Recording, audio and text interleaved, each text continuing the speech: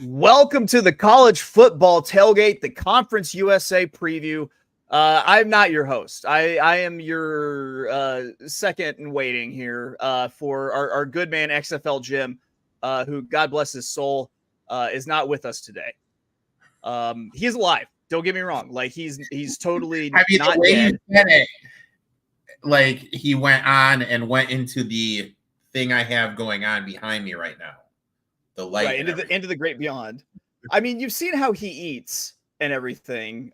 So I mean, it wouldn't be too far off. But no, Jim is experiencing technical difficulties.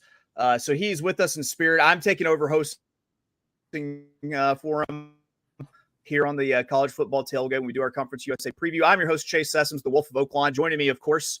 Oh, hold on. I got to do Jim justice. I'm your host, Chase Sessoms, the Wolf of Oaklawn.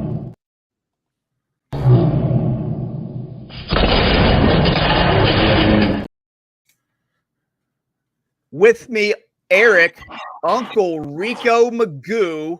Let's find what. Yeah. For the love of fucking football. There we go. Erik, how you doing today? Doing good, man. You know, sunny out here in Chicago. The rain has passed, and getting ready for some football, my man. Yeah, it's as we do these conference previews, I get more and more excited for the season coming up, and I was really excited because I did a pretty deep dive into Conference USA, our topic of discussion today. Overall, kind of, what did you think of the conference for this year? I have one team that I really, really, really like, and I got one team I found an interesting prop bet. If I could find it, I'd be interested in. I think there's going to be a couple. I know everyone knows Liberty is going to be good, but I think there's a couple teams that could surprise people with how good they could be. I'm kind of with you. I think there could be a couple of really big surprise teams, and there are a couple teams that really got the benefit of the schedule, which I guess happens in pretty much every conference. I've got just a general betting question for you. Whenever you're looking at these props and these futures where you're going to have your money tied up for the duration of the season, what kind of odds are like your floor odds, or does it depend? I want to get plus money. Like if I can get, like last week, I gave out Western Michigan over 6.5 at plus 115. I'm fine with that. Right. If it's a team I absolutely love and it's a minus 105, I guess that's the lowest I'll go. Yeah, but you're not going to get 75 cents back on the dollar. No, I won't for something that's going to last all season. No, I won't do that. All right, well, let's go ahead. Let's dive into Conference USA, and we're going to start off with FIU. That's right, Florida International University. Uncle Rico, what'd you think of FIU here? Who are they returning? Jenkins, who started 11 games last season as a freshman, is back and will be the starter. Obviously, him playing his freshman year, I expect him to take a huge step forward. Third team all-conference running back Lawrence should be in line for another stellar season. And the main thing is McIntyre has been adamant that this is the strongest, most athletic offensive line he's had in his time here. Now, they did lose their wide receiver 1 to Mitchell. A little worried about that because we always talk about how the quarterback and the wide receiver need to have that connection. You need to have that chain mover. But with how good this offensive line is and Lawrence coming back, I think they're going to be in a lot of third and manageable situations. And Jenkins is a mobile quarterback. Defensive line, they average some girth. They're going to be some big boys there. They added a couple pass rushers. I think they're going to take a big step forward. And the main thing is the defense going to be able to band-aid the loss of Martin. Losing Martin is huge. Secondary is deep. We'll need to be solid with losing Martin in the linebacker corps. They're going to have to pick up the coverage of the tight ends and the backs coming out of the field. I love this team. I think this team has offensive weapons. I think they improved on the offensive line, defensive line. They have a young mobile quarterback coming back, and they have arguably the best running back in the conference. I like this team. I got them at over 4.5 wins. Yeah, I mean, they did lose their top receiver. He's gone to Notre Dame. And you have an O-line that allowed 46 sacks last fall. If they've addressed that issue, then there's no reason to not feel bullish. Same thing with the defense. So the defense, you mentioned, a much needed Band-Aid. Well, they definitely needed a Band-Aid after allowing 33.8 points per game last season. They had a really hard time stopping the run in what feels like a run-heavy conference, but now they got the girth on the line. I'm with you. I'm bullish on FIU. I took the over 4.5 at plus 130. Let's go ahead. Let's take a look at the schedule here and see kind of where we're thinking about getting those wins and everything. They open it up with Indiana, Central Michigan, and Florida Atlantic before they have kind of an easy spot with Monmouth. What did you have them through those first four? I have them 2-2. I have them beating Central and beating Monmouth. I'm with you there. I had them losing to Central. I had them beating Florida Atlantic in what I assume is a rivalry game and beating Monmouth. Then I had them winning another game against Louisiana Tech before they hit their bye week. I have them beating LA Tech too. And then they have a pretty rough stretch. It starts off with Liberty, which is a L for me. I assume a L for you as well. Correct. Then we have UTEP, Sam Houston, New Mexico State. Things get a little bit easier there. I think they probably go 2-1 through that stretch. I have them beating UTEP, Sam Houston, and New Mexico State. And then they finish it off after their second bye with Jacksonville State, Kennesaw State, and Middle Tennessee State, which they get a little breather at the end. They run into my darlings, Jacksonville State, right off the bye, though. I think they can. I have them beating Jacksonville State, but I have them losing to Kennesaw State. How many wins do you have them at? I have them at 1, 2, 3, 4, 5, 6. I have them at 7 wins.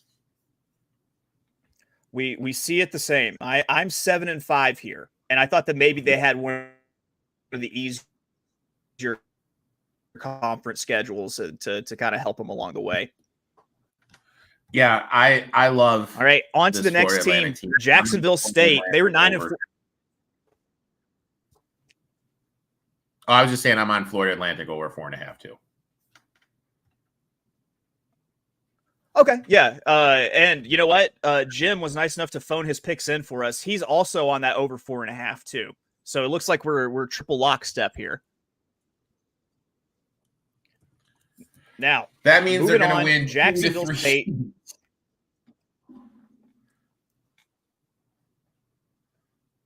Yeah. Let's make some money. Ask if we are. Yeah, we got a little bit of a lag going. It's okay. We'll get it figured out.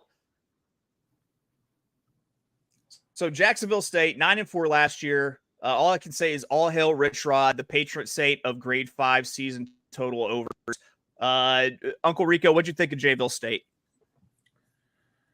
I mean, I got to give you credit. You called this last year at the beginning. You said this team was going to be very good. You were all over their over. Credit where credit is due. Former Nebraskan great Logan Summers is going to be the quarterback. In my notes I will let Jim speak on him. I will speak for Jim. Logan Summers is not that good. So I'm a little worried about their quarterback position. They're bringing in Paul from Georgia, who's going to try to Band-Aid losing leading rusher Jackson. This is huge because they do have one of the better offensive lines in Conference USA. And as much as everyone will talk about Rich Rod's air raid offense, any year they've been good, they've had success running the ball.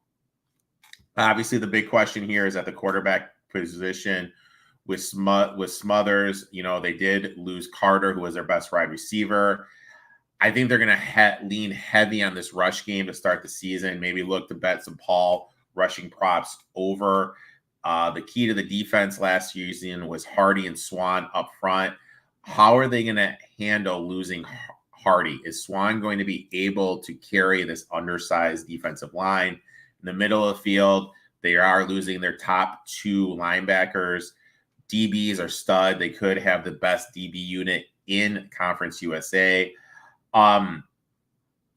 What's going to happen here? You know, when you just take a step back, let's just take a step back and say they lost their quarterback, their top 2 rushers, their top 2 wide receivers, their best defensive linemen, and 6 of their 8 top tacklers. With all that being said, it's hard to believe they're going to duplicate what they did last year. I'm this is my adopted team, and I've decided to be just a dirty homer with them. I thought that they had some good things going, despite the fact that they're only returning 4 on defense. They do have that All-American guard Clay Webb on the offensive line. You mentioned Andrew Paul, the running back transfer from Georgia, who was good in reserve with Georgia. I assume will do fairly well in Conference USA. And I'm with you. I have starting quarterback as a question here. Their total set at 7.5. Oh, I forgot. They have coolest name in football, J. Rock Swain, at the edge. I assume that's his. It's J. Rock. I don't know if it's his real name or not, but I like it. The total set at 7.5. Are you thinking over or under here? Oh God! Right now I have them at 1, 2, 3, 4, 5. I haven't. Their ceiling for me is at 7. Uncle Rico, I have him at 9-3. I'm bullish again. Ooh. I think it's a win against Coastal, a loss against Louisville. I think they beat Eastern Michigan. I think they beat Southern Miss. I think they beat Kennesaw. I think they beat New Mexico, Middle Tennessee, lose to Liberty, beat Louisiana Tech. Tough game against FIU, beat Sam Houston, lose maybe at Western Kentucky. I think that this team goes bowling and goes to a decent bowl game while they're at it. I mean, I have them at 7-5. I have them beating Coastal, losing to Eastern, and losing to Louisville, beating SMU, beating Kennesaw, beating New Mexico, beating Middle Tennessee State, losing at Liberty, losing to FIU, baby. Come on, losing to my Panthers. But I have them at 7-5. There we go. NASCAR's in the house. He says, "What's up, men? How's it going, NASCAR? Good to see you, buddy." Well, we are on to the new face on town, the freshman Kennesaw State, making the move from FCS to FBS, joining Conference USA this year. I don't feel great about Kennesaw State at the slightest. I see a lot of Sam Houston last year, but I think they might be worse. Do you have a better outlook for them? How many career passing attempts do you think this quarterback room has?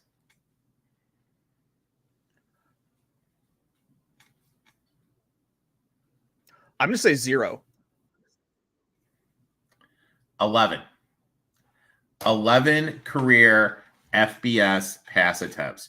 What the hell could possibly go wrong? Running game is solid, and with the offense they run, that is huge. Pistol option. This offense makes Army look like a high-octane offense passing the ball. Obviously, this is going to depend on how Kennesaw State is going to handle the size on the defensive lines they're facing. Can they handle competing against bigger teams? DBs have a lot of holes. Their defensive line is undersized. Obviously, because of the offense, I think this is going to be a real fun team to watch. But in terms of betting, maybe later on in the season, there could be some flat spots. But I'll be honest, I'm a little low on this team, and I expect it to be a long year here for them. I'm with you. And looking at their schedule, it seemed like, and we'll take a look at it in depth here, but it seemed like every game that might be a toss-up, like they could maybe win it, was on the road for them. But let's take a look at the schedule. They start off at UTSA. They got University of Louisiana, followed by San Jose State, at San Jose State, and then they're on the bye. 0-3? 0-3, my man. Then they come back. They got the UT Martin Skyhawks at home, followed by Jacksonville State. I got them 0-2. I am beating UT Martin. And then after the bye, they head to Middle Tennessee. Then they've got Liberty, and then at Western Kentucky. I got them 0-3 there. I have them. I'll be honest. I'm just looking at this. I have them winning at UTEP and beating FIU. So I have them at 3 wins exactly this year. I've got them at 0-12. I think they run the table backwards. I think they run the table backwards. And if I find a prop bet that they will go unvictorious, then I might take that. I don't know if anyone offers it, but I want the under 2.5 at -120. Actually, let's get back to some bets. I think we skipped from Jim. Jim was on Jacksonville State, the over, -115. He's with me on the under here, the Kennesaw State under 2.5 wins. There could just be some shenanigans. You know what I mean? Like,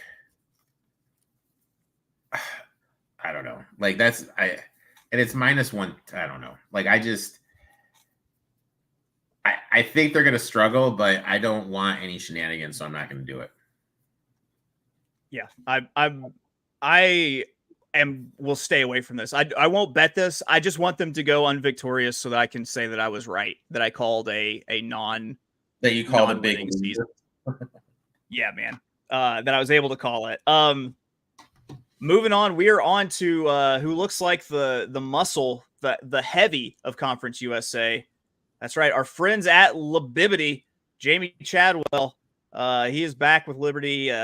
Speaking of back with Liberty, they get the bulk of their key production back with Caden Salter returns. They're returning a 1,400-yard rusher with Cooley. They do have 3 new starters on the O-line, and they're replacing a top receiver. I've got here defense is a little bit of a concern. Are your notes saying the same thing? I really don't think people realize how good Salter is. He broke all of Willis's records last season, and literally no one is talking about it. You mentioned Cooley, the running back after leading the country in rushing for the Flames, which is huge because all their top wide receivers are gone. So the question is, who's going to be the chain mover? Like, look, we talk about it every single time we do these. Who's going to be the number 1 wide receiver? Because that's such a big thing in college, to have that dependable guy that you can throw the ball to when you need to get a first down. 2 starters are back in the offensive line. I think that this unit is going to take a step backwards. They lack some depth, but they did get some guys in the transfer portal. If one guy gets hurt, could be an issue. How will Cooley look running behind a weaker offensive line? Back in the day, Central had this kid who was a freshman, spacing on the kid's name, but he was there when they had 2 offensive linemen that played in the NFL. Those guys left, and he looked like dog shit. So how is Cooley going to look running behind an offensive line that's going to be a little weaker? Defensive line will be tough to run on, but who's going to be able to get to the quarterback? Who's going to, make him uncomfortable? They're moving Jackson. They're adding Jackson from Eastern Carolina. That's going to improve the middle of the field. Back 4 is going to struggle with losing Bishop and Singleton. With the schedule they have, though, the schedule they have is doable, though. And with that being said, okay, just hear me out. If it gets to the final week of the season and this team's undefeated, could we see Salter get invited to New York for the Heisman Trophy? Because if this team's going to be good, it's on him. You know what I mean? So I think the value is, if we're going to bet this team to do well, to find a prop for Salter to be invited to New York for the Heisman Trophy. Okay. I mean, that, I see what you're doing there. Like, for me, I think that's the best way to create value, because there's no value in betting this team to win it. I mean, if you want to bet they're under, there's insane value. But if you think this team's going to do good, I think the best bet is Salter to make it to New York for the Heisman Trophy finalist, semifinalist, or whatever it's called. Well, let's take a look at their schedule and see where these wins are going to be coming from. Let me pull this up here. All right, they open it up with the Campbell Camels at home. Then they head out west to Las Cruces at New Mexico State. They got UTEP, Eastern Carolina, Appalachian State, and then they hit their bye. I think they could easily be 4-1 through here with maybe a loss to Appalachian State. App State has some holes, I feel. And I think that's going to be a high-octane shootout game with Liberty's defense. I don't think App State has enough offense to keep up. I actually have them going perfect into the bye. Well, off the bye, they get FIU, and then they get another bye. So they're off, on, and then off again. I've got them beating FIU. I have them beating FIU too. Then to finish it up, let's see. Their next 4 games, they've got Kennesaw State, Jayville State, Middle Tennessee, and UMass. I've got them 3-1 in that stretch with a loss to Jacksonville State. I have them right on the table. You have them running the table the rest of the way? This is my prediction, dude. Okay. They're going to be undefeated going to that last game at Sam Houston State. There's going to be a program that comes calling for Caldwell. And then what do we see it happen every year? When it's rumored, we saw it with Liberty when Hugh Freeze. Remember, there was all those rumors Hugh Freeze was going to leave, and they crapped the bet against it was in New Mexico or New Mexico State. I have them running the table until they play Sam Houston State and then losing that game. And that's what I've got them 10-2 here, which actually puts me with their total at 10.5, puts me on the under here, which I can actually get plus money for. This is one that I'm going to play, the under 10.5 plus 115. I like it. I like you get that plus money. If I was going to bet this, I would bet the Salter to go to New York. Can't find one of those props though. Let's see what Jim had to say about it.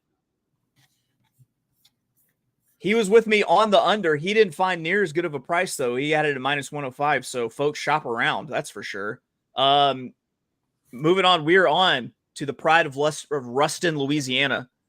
Louisiana Tech, where Sonny Cumbie, we got to say that seat probably hot because his record at La Tech is 6-18. And this is a team that's only returning 6 starters.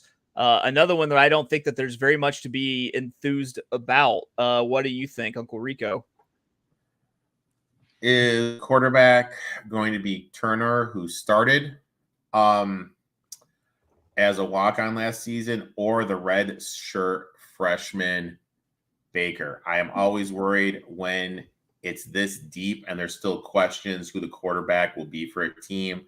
Davenport transfers in and will probably be the starter over Willis, who just hasn't looked the same in the backfield since the injury. Offensive line was huge last season, but they're losing 3. I think they're going to take a huge step backwards. Thus, that will hurt the rushing game and the passing game as well, because 4 of their top 5 leading wide receivers are gone. This offense will struggle in the front 7. The offense will struggle. Front 7 will be the strength of the defense and will keep them in games. Pretty much everyone up is back. And they added 2 SEC linebackers. Secondary is going to be the weakness. You're going to be able to throw on this team. But I think this is a team we can look to play week to week once we figure out who the quarterback is. But we have no idea who the quarterback is and how the quarterback's going to look. Yeah, I don't think there's much to be hopeful with here. And let's take a look at the schedule and see why. They open with what I think is a win with the Bayou of the Harvard of the Bayou, Nichols. They got Nichols State at home. I got a win there. And then they've got a really unfortunately timed bye week, the second week of the season. Yeah. Yep. I have them beating Nichols. Then they go NC State, Tulsa, and FIU before another bye. I've got them 0-3 there. I agree 100%. After that, I think they go on a little win streak. And I'm going to say that they rip off the next 3 in a row. They beat Middle Tennessee, they beat New Mexico State, and they beat UTEP. And then they get swept the rest of the season, maybe. Except for Kennesaw State. So maybe they only win 2 out of that stretch. We have the same exact stuff. Like, verbatim. Same exact stuff. I've got them sitting at 4-8 here, and I'm on the under 4.5 plus 120. If I could get I think it kind of depends because I have them beating Nichols. That's 1. Middle Tennessee's 2. New Mexico State's 3. UTEP's 4. Kennesaw State's 5. Yeah, I had them. I think I said 3. Instead I meant to say 2 wins in that stretch with like UTEP and New Mexico State and Middle Tennessee, because I do think there's some chances to pick up a win there, maybe against Middle Tennessee, maybe against UTEP, but we will see here. Let's see what Jim thought about Louisiana Tech. He was on the over here. He's on over 5 wins, minus 115. Ooh, Jimbo. I'll tell you exactly what Jim is thinking too. It's Jim is going for the coaching for his job angle. I almost guarantee it. Okay. Hey, I respect that, man. I respect it too. Moving on, we're on to Middle Tennessee State. They're returning Nicholas Vitato, who led Conference USA in total offense per game last year at 290.8 yards. They're only returning 2 on defense. Unc, drop that sweet knowledge on me. You mentioned their quarterback, whose name I can't pronounce, is back. He'll be the second best quarterback in the conference. Pleasant is back to be the bell cow back. They added Bruton from UConn, so they're going to have a nice little 1-2 punch, but I'm a little worried because they're losing a lot in the offensive line. Well, plus they're going to have to learn a new blocking scheme, which is so huge, especially in college when you have limited practice. Willis is back, so they do have a number 1. They do have a chain mover that they can rely on in those 3rd and long scenarios. They will need someone to step up and be that number 2 wide receiver, though. Defensive line losing everyone, so stopping the run and getting to the quarterback is going to be a huge worry point for me. Linebackers are solid. They're going to have to carry the defense, band-aid the holes up front. But again, they're learning new schemes, and I'm not the biggest Mason fan in the world. I think this is going to be a long season for Middle Tennessee State. I'm with you. Let's take a look at the schedule here. They open. This is brutal. This is the most brutal schedule in Conference USA. Hands friggin' down. They open up with Tennessee Tech. Then they go to Ole Miss. They've got Western Kentucky, who a lot of people, when I was doing my research today, think Western Kentucky's got a dark horse chance to win the conference. Then they got Duke. Fortunately, at home. I don't know how Duke managed to be on the road for this, but and then they go to the Liberty Bowl to play Memphis. So I think of being, I think 1-4 is fair. It might be generous. I have them with 1. I have them with 1 win. Yeah. After that, we got Louisiana Tech, Kennesaw, at Jayville State, UTEP, and Liberty before their next bye. Louisiana Tech, I'm going to say that's an L for them. I'm going to say it's a win at Kennesaw State. Loss to Jacksonville. I'll give them the win at UTEP and say a loss at Liberty. Yeah, I have them beating Kennesaw and UTEP as well. Then they've got their off, and then I think they probably just lose the rest of these games. I've got them 3-9 here, and I would be on the under as well. Which it seems like the Vegas doesn't know which direction to go with it because they've got it set at the total set at 4.5, and it's minus 110 on both sides, I believe. I have them at 1, 2, 3. I have them with exactly 4 wins. I have them beating New Mexico State. There we go. Speaking of New Mexico State, actually, speaking of Jim's pick, Jim's on Middle Tennessee. He's got them on the over, and not only is over 4.5. He's got him over 5 here at -115. Wow. I don't know what is. I can read his mind on the last one. I cannot read his mind on this one. Jimmy going all in, dude. Jimmy going all in. We are on to New Mexico State. And, they've won 17 games in the last 2 years, but they've lost Jerry Kill to Vandy. Their new coach was 20-40 in his time at UNLV, but he was the receivers coach at New Mexico State since 2022. So there is some continuity here from the Jerry Kill era. But they lose a lot of really important players. You want to fill us in on that, Uncle Rico?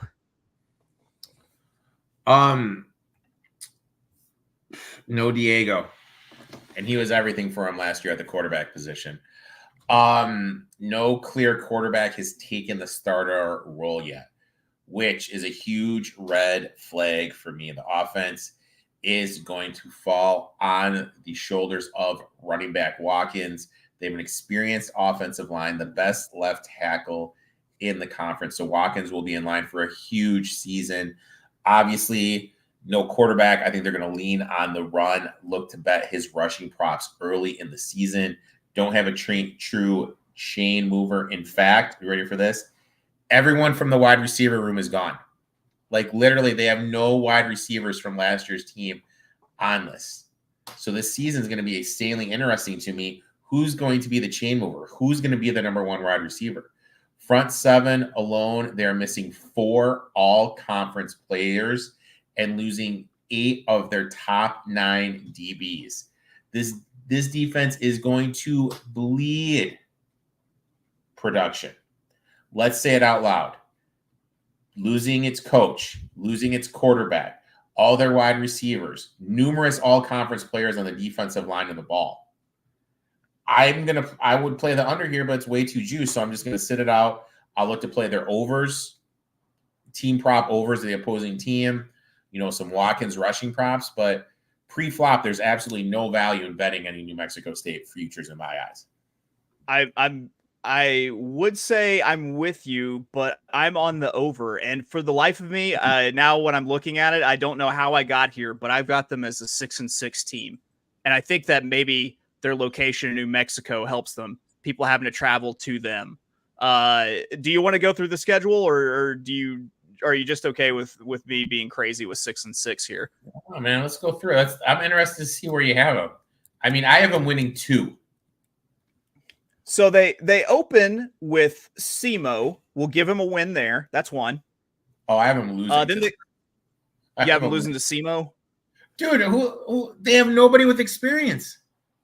They do have 5 returning starters on the offensive line. That's worth noting. The offensive line is what's going to power them. They're going to be like they're coached by our boy with the Saints. What's his name?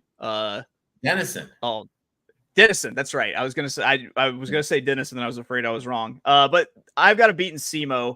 They got Liberty. That's an L. At Fresno, that's an L. At Sam Houston, that's an L. But I'm going to give him the win against New Mexico. I haven't beat it. I'll just tell you mine. I have them beating UTEP and New Mexico. I've got them beating New Mexico, SEMO, La Tech, Middle Tennessee, and UTEP. Okay. I think that was 6. Okay. We'll see. Could this be my greatest call of all time? Probably not. I'll tell you what. It'll be interesting to see if it wins. If this hits, you are truly the Conference USA whisperer. It's true. It's true. I speak all things America as a true American. Let's see what Jim was on. New Mexico State. He's with you on the under, and he's with it at the juicy -120. Because if you remember, Jim is betting every single college football future for win totals this year, which usually makes Uncle Rico upset when he hears that. Makes him say, Jimmy. What, dude? Oh, Jimmy. It is what it is. Jim, no comment. We're on to UTEP. On to UTEP. They got new coach Scotty Walden in the house, who brings in top talent from Austin Peay. Congratulations. You brought in top talent from Austin P.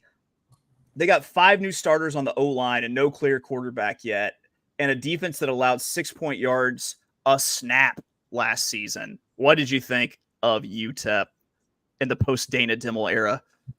Biggest disappointment in college football for me. I was on this team so much last year, and their coaching was putrid.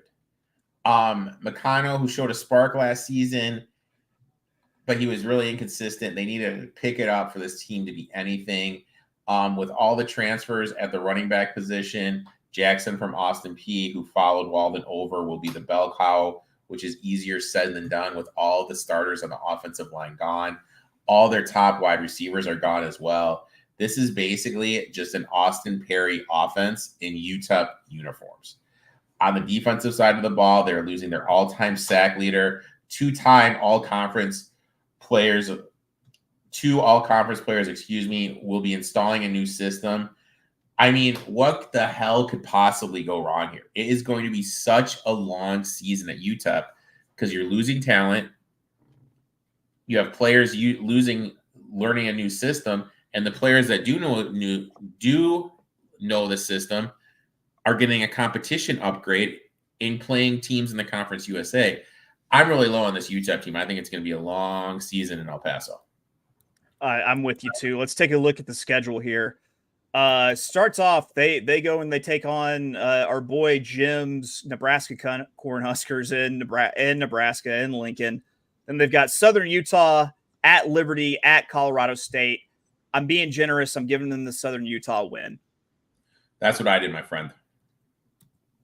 After that, they've got Sam Houston at home. Then they travel to take on Western Kentucky. They got FIU there. I have them beating Sam Houston and then losing the rest of their games. I've got them beating, I think, Louisiana Tech maybe, and then losing the rest of their games. So I think we were seeing this the same way. I got them 2-10. I thought it was a brutal schedule and way too many questions. Yep, same way. I got them 2-10 as well.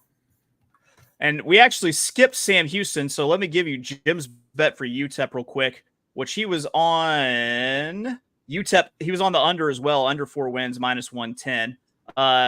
We skipped over Sam Houston, so let's get back to them. Notable, they had bad luck in close games last year. I think it was 6 games they lost by less than 10 points. They got a defense that only returns 4 starters, and they were last in the CUSA in yards per play last season. But to their credit, they are returning 4 on the O-line. Bauer from CMU or transfer Watson from the JUCO level will be the starting quarterback. You know what I'm saying. I've said it multiple times this episode. If you don't know who your starting quarterback is by now, do you really have a quarterback at all? Drucker is transferring in from Memphis. He struggled there, but he's dipping back down. This was a kid that rushed for over 1,000 yards at NIU. Maybe the drop down in competition, we'll see him regain some of the magic he had running in the MAC. He's going to be running behind a much improved offensive line, so clearly there's going to be a chance to shine there. Humphreys, who was supposed to be their number 1 last season, is coming back from a season-ending injury. Is he going to be able to regain form to help whoever the number 1 quarterback is? If the offense can figure it out, it could be decent, but there's a lot of questions. Like I mentioned, Humphreys, is he going to regain his form? Who is the quarterback going to be? Sam Houston's defense was insane last season. Jackson is fully healthy. He's going to be one of the better defensive players in the country. But for me, the success of this team is going to depend on which is the quarterback can take control of the team. To me, this is a team where I feel like with every other team, you and I are pretty in agreement where there's like not that much between their floor and ceiling. But I feel with this team, there's a huge difference between their floor and ceiling depending on what the quarterback can do. Let's go game by game here. They opened it at Rice. I've got that as an L. I got that as an L as too. And then at UCF and at Hawaii, I've got them 1-1 in those 2 games. Dude, KJ Jefferson is gone, dude. I had no idea he left Arkansas. Yeah, he's at UCF now, which is hard because I really can't hate KJ. I really don't have any hate in my heart for KJ Jefferson, but he's at a school that I absolutely despise, playing for a coach that I absolutely despise. I think Sam Houston loses this. Yeah, I think they lose it, but I'm going to give them the win the next week against Hawaii. I have Hawaii's coming off a bye, so I have them. I have Hawaii.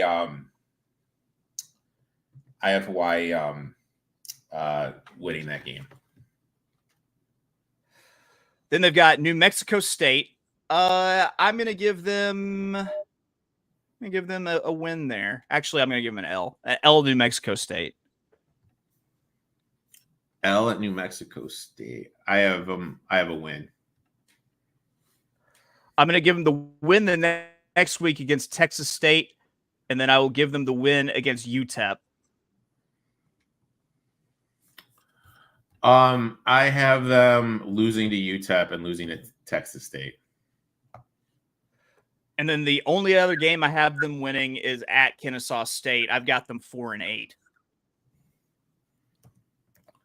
I have them 1, 2, 3, 4.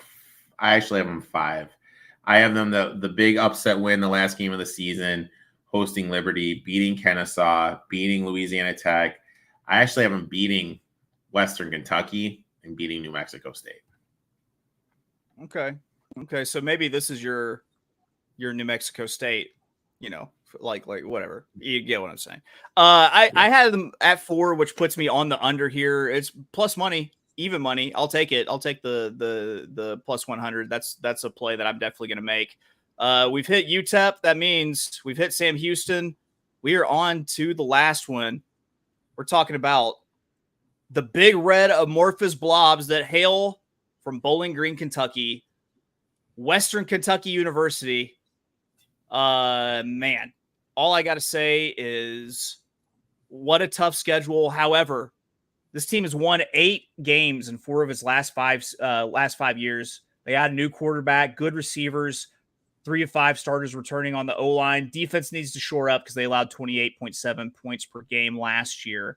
But this is a brutal schedule, I thought.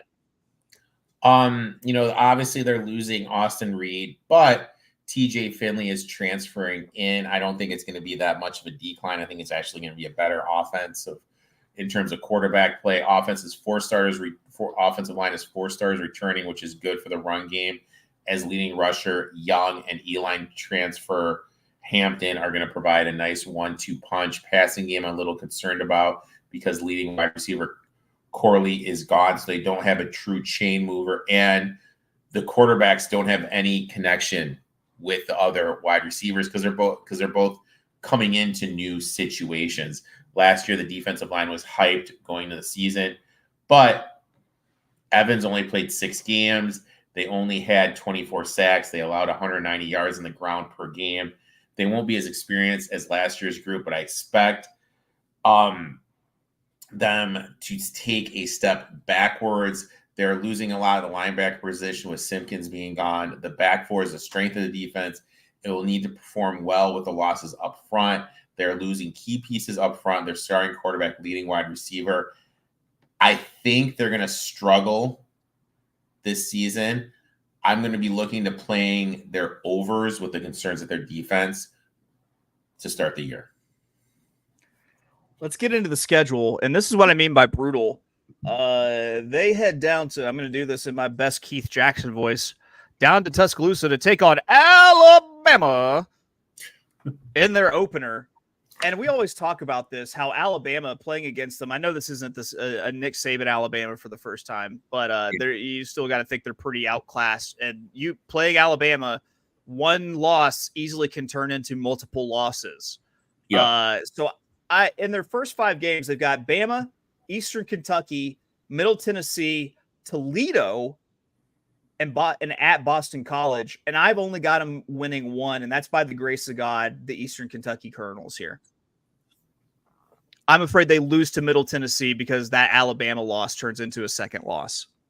See, I have them beating beating EKU, beating Midi Tennessee State, and beating Toledo. I'm a little worried about my Toledo.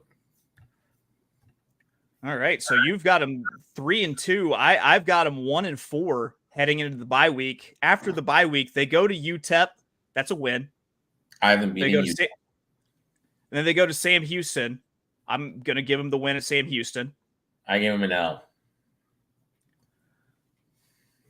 And then they got Kennesaw State off the bye. I'll give them the win there, of course, because I'm giving everyone a win against Kennesaw State. And after that, they've got at New Mexico State, which is tough in November, Louisiana Tech, at Liberty, and then my darlings, Jack State, the Gamecocks to finish it off. I'll tell you what, I finished off with them 5-7 here. I think this is a down year for Western Kentucky. I have them with 8. 1, 2, 3, 4, 5, 6, 7, 8. Oh, I have them with 9. Sorry, I have them with 9. I was able to piece together 9. I think they beat UTEP. I think they beat Kennesaw, New Mexico State, Louisiana Tech, and I think they beat your boys, Jack State, at the end of the season. How dare you? You monster. But it's a home game. You know what I mean? Jack State will be locked in. You know, it's just one of those things, dude. I feel you. Well, let's talk about, let's get some Jim picks in here. Western Kentucky, he's on the over, minus 140. He's also got a couple Conference USA champion picks here. Let's lead it off with Jim's picks. His first one, he's taken FIU at a juicy plus 10,000. That's right. To win CUSA. And then he's got Western Kentucky at plus 450 to win Conference USA. I like both those. I just played the over West. I played the over 4.5 for Florida. I played the over 4.5 for FIU. I ended up on that same over 4.5. I was on under 10.5 for Liberty at plus 115. I was at under 4.5 for La Tech at plus 120. I was on the over for New Mexico State, 4.5 plus 115. And then I was on the under for Sam Houston, 4.5 plus 100. And then my two actually didn't make sense. So I'm going to scratch one of these and find the odds on another one. Who was it that I had? I was going to say I had I've just got one. It's going to be Jacksonville State plus 500 to win it all.